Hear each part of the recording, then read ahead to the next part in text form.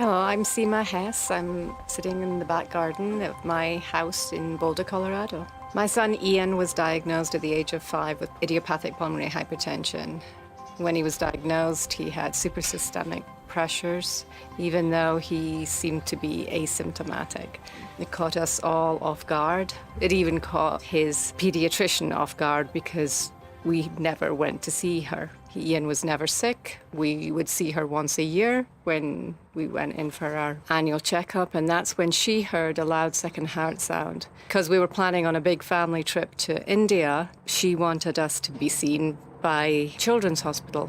But nobody was particularly concerned. We thought it was perhaps a murmur, as my husband's father had one. We found out then that he had pulmonary hypertension, but that he would need to have a heart cath to confirm.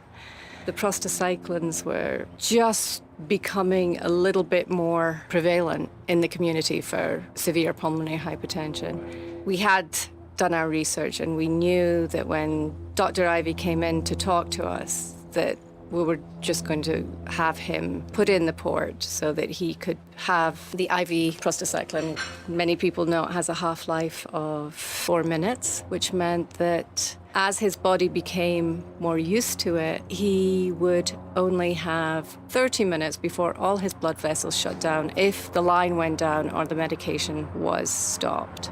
After a few years, Iain was transitioned to another medication which had a longer half-life and gave him and us a little bit more freedom. It meant he could go on play dates, which he had not really been able to do before because it was too dangerous. That worked out for a while. He was on some other medications, and honestly, he did pretty well. He had to stop playing soccer, I think, when he was about 8, as that got too much for him. Then he was also playing baseball. I think he had to stop when he was about 10 or 11, and that was very disappointing for him. He loved baseball. After that, he transitioned to climbing because it didn't require quite so much cardiovascular strength. And then I think when he was about 14, 15, really, we could see his endurance declining pretty rapidly. At that time, we started to look at transplant facilities. Ultimately, in the end, we did opt to go to St. Louis for a POTS shunt. And the idea was that hopefully would have put off the transplant. Unfortunately, it didn't work. Iain's condition was too advanced by that time. And soon after, it was pretty evident that he was declining so quickly that he had to be listed rapidly. And so we made the decision to go to St. Louis and split up the family. And my younger son went off to California to live with my brother, and we went to St. Louis. Iain's health was going downhill even faster at this point, to the point of early January, everybody was getting a little bit more concerned about where he was on the list. Iain was getting offers, but the surgeon, Dr. Ektasadi and Dr. Grady and the team were not thrilled with those particular lungs that came in. It was good that Iain was getting offers, but we were getting very concerned that the right ones were not coming in. Perhaps these were already rejected by other centres. We were hoping to get him pushed up on the list. But before that happened, fortunately, we got a call late one night. I was still awake and Iain was still awake. And I lay in bed and I heard the phone ringing, and the phone next door, it seemed like that in the next apartment just kept ringing and ringing and ringing and ringing. And then finally my phone rang and they said that they had the perfect lungs come in. And would we, in the next 2 hours, get Iain bathed and ready to go into the hospital for about 2 p.m. For me, it was almost like waiting for the baby to come.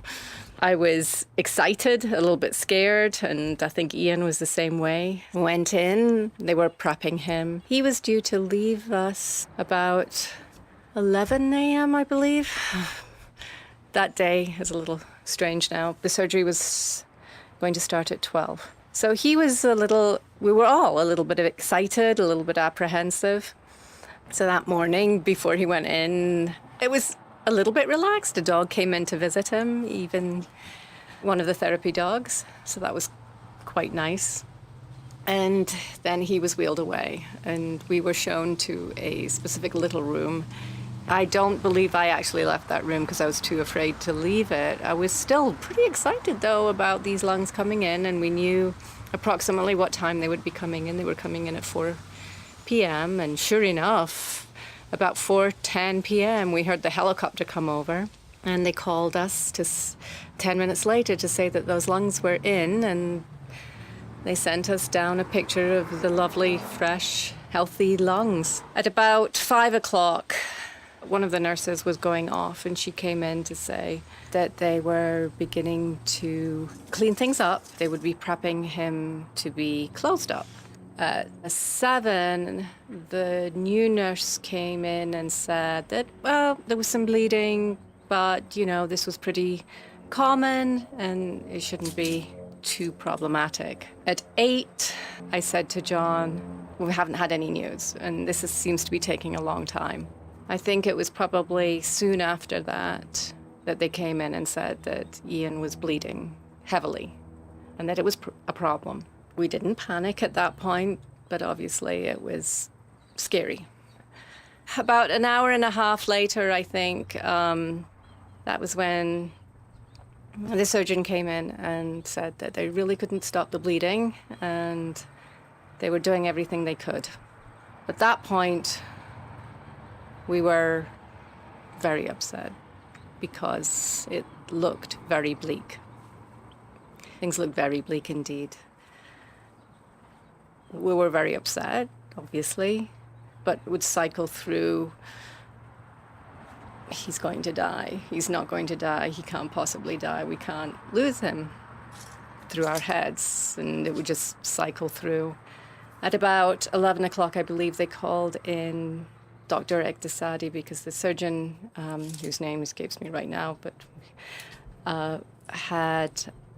he had already been on, I think, over 24 hours doing other surgeries, even before the transplant, and had only had an hour break before he'd gone into Iain's surgery.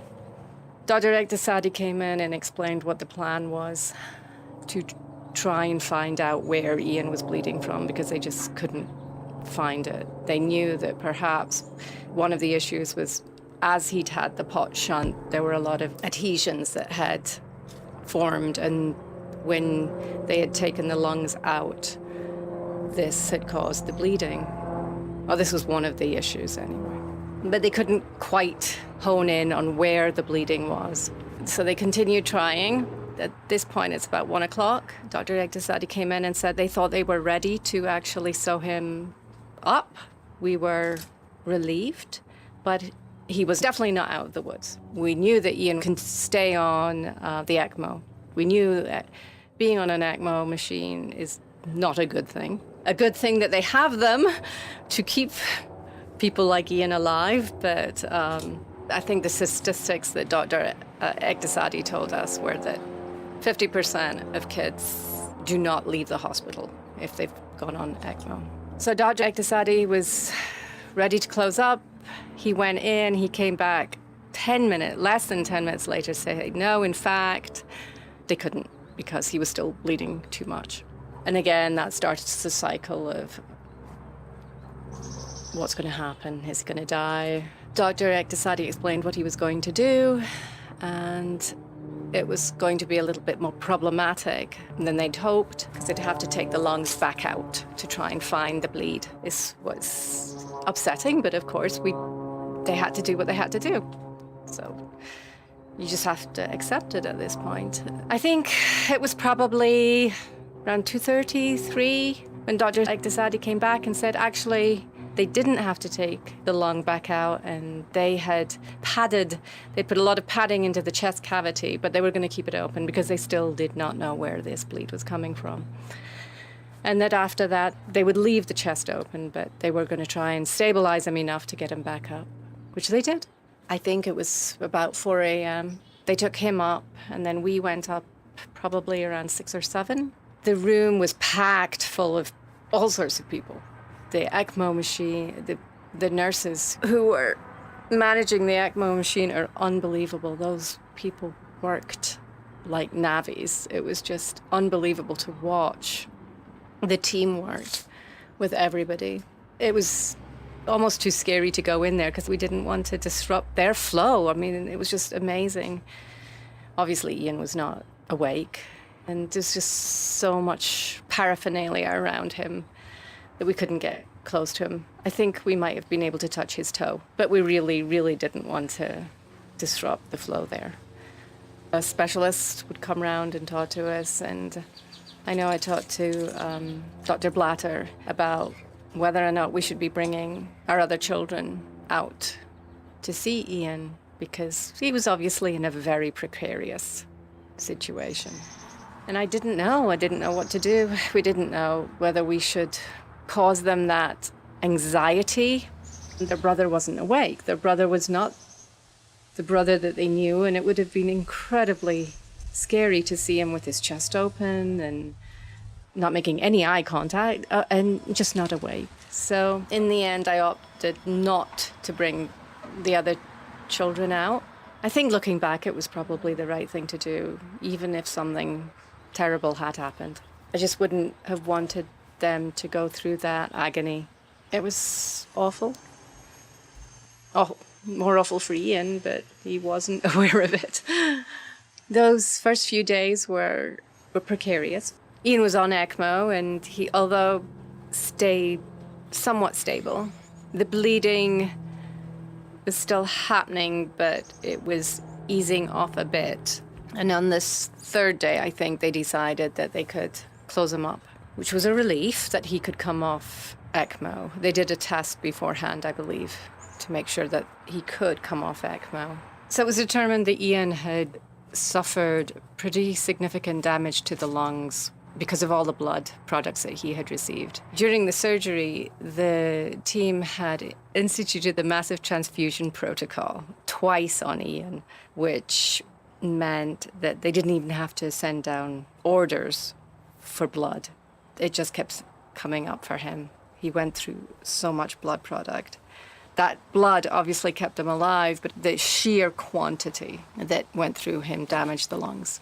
There were a lot of differing opinions between all the experts how to best treat this. And the other thing that people were aware of is that they really wanted to do a biopsy, but he was just not in a good spot to go down for a biopsy. So that was put off, but one of his amazing critical care doctors suggested rotating him, that this had been done on adult patients, and I don't think they had done it very often on pediatric patients, but given Iain's size, they decided to try it. And this is pretty problematic given all of the chest tubes that were still in Iain, and these were massive chest tubes because he was still bleeding. So the first time they decided that they were going to be rotating him, they were rotating him so that his face would be downward, and so they wanted him about 5 to 6 hours facing down and then back on his back. This was a big production, and I believe the first day they did that, there were 12 people to turn him. They continued doing that, and in the end, that treatment was successful. However, Iain had, in all of this time, had lots of medications to keep him both paralyzed and out of it, because when they would try to lift the sedation, Iain would be clawing at the tube going down into his mouth because he was clearly gagging on it, but he needed it. So they kept him heavily sedated and chemically paralyzed. As the graft dysfunction got better, they started to try and wean him off some of the heavy sedation. After they started to bring him out of the various drugs, because he needed really to be moving, but it became clear that Iain was going into a delirium. We'd have brief flashes where we would see Iain, but on the whole, he was in this, what they call an ICU delirium, which is fairly common if you've been under a lot of sedation for a long time, which he clearly had. How to get him out of this ICU delirium, again, various people had different ideas, but he was definitely supposed to sleep at night. But he didn't. All of this caused problems. They decided that they were going to give him a certain type of drug. As this happened, Iain started becoming worse mentally, and started clutching at his body, and his limbs would become almost rigid. And then there'd be times where he seemed to be interacting, but it really was not Iain. So we were pretty worried about his mental state at this point, along with his physical state. One evening, my friend was there and she and John were trying to drag me out because something just bothering me about him. And I didn't want to leave him, but they dragged me out. Fortunately, I'd asked one of the other nurses, not the one caring for him that particular day, but one of the nurses that we knew, to just look in on him. And she did, and she felt his forehead, and he had a fever. The next day, his fever was rising to the point where I think it was about 106, and one of the critical care doctors says, "Oh, Seema, don't worry. Your brain only melts at 108. And I went, "Oh, okay." What I didn't realize that there's a sheet in the room which actually states what the temperature is in Celsius and Fahrenheit. And there's a point where it stops. I wasn't freaking out at this point, but I was certainly worried. And at one point I came in and I just said, they had been waiting for a cooling blanket, but it wasn't coming up. So I just asked if they could just put some bags of ice around him. And at this point, somebody told me what the temperature was, and I didn't convert it, but I converted it later on, and it was 107 point something, which was awful. He was really, really, really sick that day. Terrible. It was awful. You could see the decline. You could see him declining. You could see he was himself in a terrible state. And maybe in a way that was the worst day for me, because at that point I was questioning whether we'd done the right thing. That day in particular, because I didn't want my son to suffer. That day I could see he was suffering badly. It was horrible. It was really terrible. However, again, they had every specialist run through. Everybody was there. One of the neurologists came in and I heard a conversation, and he questioned one of the medications. And then we got the diagnosis, the possible diagnosis, which was the neuroleptic malignancy syndrome, which seemed to answer the problem. And this was a very rare reaction to, or allergy almost, to one of the drugs that helps treat the delirium. To try and combat that, he was put on to dialysis again. And he'd been on the continuous dialysis previously, but they were threading a line to put him on dialysis. And as they did that, they punctured a lung. So it was very eerie watching the entire CICU come to a stop, and everybody just stopped and watched what was going on in Iain's room. It was almost like time stopped as everybody watched. Nobody moved. And you could see almost the disbelief. And these are people who are dealing with children who are critically ill all the time. To see their faces was petrifying. But his doctor in there and the nurses were incredible. They did not get flustered. Nobody yelled. Nobody screamed. It was very, very methodical. They were truly unbelievable. He got through that crisis. He was still intubated, of course, and he needed to go have a tracheostomy, because this is now, we're almost 2 weeks out of the surgery. We let Iain make that decision. He was going to have to deal with it, obviously with our help, but we had a brief few days where Iain was able to actually make these decisions. And he was coming out of the sedation because he couldn't have a lot now. We felt he was getting better. His lungs were still damaged and he still needed to be intubated. And it looked like he was going to need to be intubated for probably 2-3 weeks, at least. That's what we thought. The decision was made by Iain to have the tracheostomy because he hated having that tube down his throat. It was awful having to deal with it. Unfortunately, that requires sedation, and he went back into this cycle of the delirium, which ended up most likely causing seizures. The neurologist came in and we were worried about more brain damage. One day, one of the pulmonologists had come along, and I can't remember at what point. She'd come along, she said, Seema, it's really good news. He's not in rejection, but he does have pneumonia. I'm like, great! This is really great news, because rejection's much more difficult to deal with than an infection. He was treated for the pneumonia. During all of this time, he still had, to a greater or lesser extent, a leak in one of the lungs. But he stabilized somewhat. He was able to move a little bit down, away from room 5, which is the room in the cardiac ICU. During the time that Iain was there, another girl came in post-lung transplant. We were expecting her because we talked to her mother. And John and I were astounded because she was wheeled in with 2 nurses. And we thought, oh, that's what it's supposed to be like. Iain was moved down to another room where it was a little less intense, still ICU. I think it was at that point where he started to develop a little bit more of the pneumothorax, and he had it on, I guess they called the pneumothoraces because there were 2 of them. They were on both sides.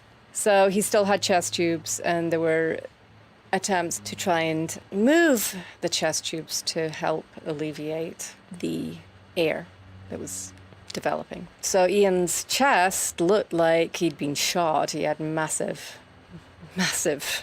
holes in him, not to mention the great big scar down his front. But from that point on, he was out of the deep, dark woods, if you like. Not out of the woods, but we were certainly more optimistic. I don't think we stopped being optimistic, but there's levels of it. There were other issues that came up. Seemed he suffered something new every Thursday, but he got over each of those new problems slowly but surely. But he ended up being in hospital for 4.5 months. For various reasons. Most of it, towards the end, was because of the pneumothoraces that just would not heal. Eventually they did. In between, I think he had suffered 3 infections, which we now know caused permanent damage in the lower left lobe. He did suffer a lot from an inability to sleep, which caused a fair amount of anxiety in him and us, because it causes the seizures that he was having. He had a lot of follow-up from the neurologist because he had a little problem with his big toe, but in the grand scheme of things, it wasn't a huge issue. But we knew that he had suffered some sort of brain damage. I remember at about, it was probably 2 weeks before he was due to leave, so 4 months, the neurologist walked past and did a double take and said, "Oh, Iain, you look great. I never thought you would come out of everything you went through with your brain intact." And his brain was intact. When Iain was diagnosed with pulmonary hypertension, I made a choice at that point to eliminate certain negativity in my life. Also, to not make plans for the future because we never knew what was going to happen with Iain. I didn't want to make long-term plans, even making vacation plans. We just didn't know if he was going to be sick or if he wasn't. We made some plans, but everything was made with the assumption that something could change. And I think that also helped me as the transplant happened. And what I tend to do is create discrete little packets from each period. So I can just get through that little period and get through that problem. And I don't look at the long term. I don't look at what's going to happen if he dies. What if he died? I just don't go there.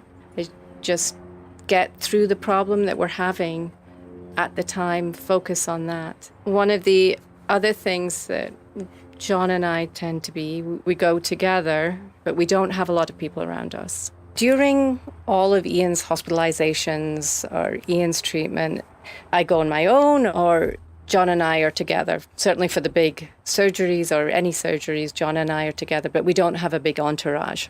And I think for us in particular, that keeps us less worried. I've noticed that if there are other people who perhaps, I don't want to say less worried, but less panic-stricken. I've noticed that if there's somebody I'm close to and they react in a different way, then that can make me more upset or make me start to panic. So it's generally the two of us, and generally the two of us can keep each other somewhat sane going through this. We'll just talk it through. When we knew Iain was going to have a transplant, the hospital suggested that we talk to COTA, Children's Organ Transplant Organisation. They do a lot of fundraising and help people fundraise. But what I found really interesting was the blog, the system that they had. And my friend was going to help me communicate with our friends through the blog. And we actually just got it started the day Iain went in for the transplant. It was really comforting and helpful for me to be able to communicate through my friend, and she was able to communicate with all these other people what was going on. And it meant I also didn't have to relive it for the whole community who were interested, but I could read their posts back, and that was lovely. Since I am not a social network person, I didn't realize actually how much strength I would get from that. I really, really, really found it helpful to know that all these people cared. But for me, I just have to divide every bad thing that happened to him into that little packet and store it away. And a lot happened. I mean, there was so much stuff that happened that I didn't even put on the blog that Iain was going through. I did not put down everything he suffered. I do have to say that when the day came for Iain to be discharged, the whole ward had a huge party for him. Everybody came to see him off. And we left, but we were still in the St. Louis area because you have to stay for the full 6 months. And that was a little hard for Iain because he's in this sort of almost twilight area where he's getting better, but he's not home, but he doesn't have all his friends and family around him, and it's just me who's boring and certainly not as cute as the nurses or as interesting as they are, including the men. There were some great men nurses there too. I have to say the nurses had really, really helped him to get through this emotionally. They were excellent, especially being closer to his age than me. But the day came when we got to come to Colorado, and we crossed over the Kansas-Colorado border, and I could see him get better. It was so strange. His face, he sat up taller in his seat.